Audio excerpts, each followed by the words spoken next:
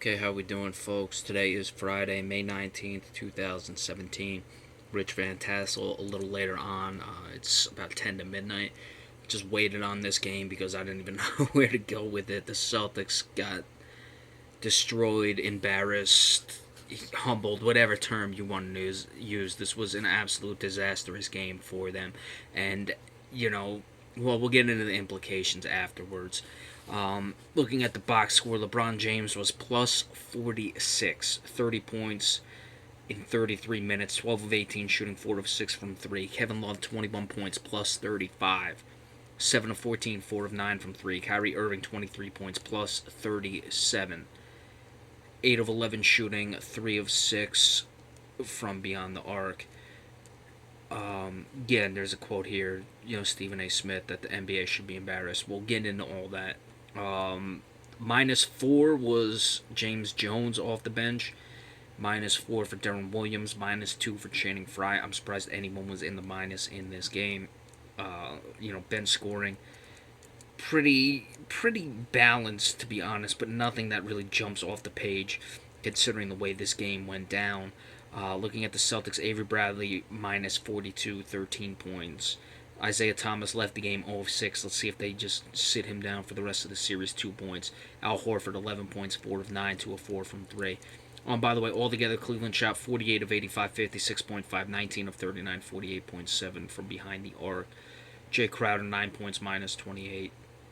Off the bench, Jordan Mickey, who only played 10 minutes, was a +4. Jaylen Brown, really the only bright spot for the Celtics this series, was -14, but did have 19.7 of 11 shooting. The Celtics were 32 of 86, 8 of 27 from 3, 37.2, 29.6. The Celtics had 10 made field goals at halftime. Folks, it's just terrible. Obviously with the game, Cleveland was making everything. Celtics weren't. Celtics were embarrassed. We're going to get into the implications, and we may have to do a separate video on this. As for the Celtics, look, have they accomplished a lot this season? Of course. People will look at the number 1 overall pick. To me, that has nothing to do with this season at all. That's not an accomplishment of the season. That's something that you got, but it's not a season accomplishment. This is a team that made it to the conference finals. That is, won a game 7, things to build off of, won the top overall seed, and obviously that's, doesn't seem to be worth much now as it was at the beginning of the year. Also won a game 7 to move on to the playoffs. So all these things that came back from 0-2, losing the first 2 at home, all these things that were accomplished by the Celtics.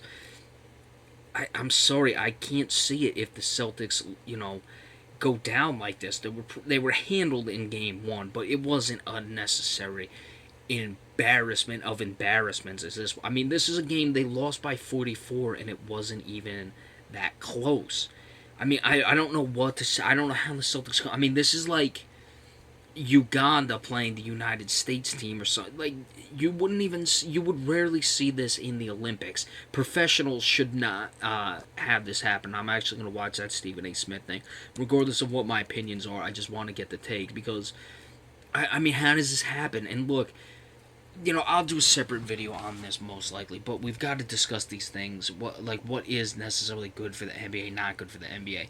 If your regular season has been diminished as much as it is, and at this point, it looks like going to the finals. The 2 teams that play in the finals aren't even going to lose a game from here out.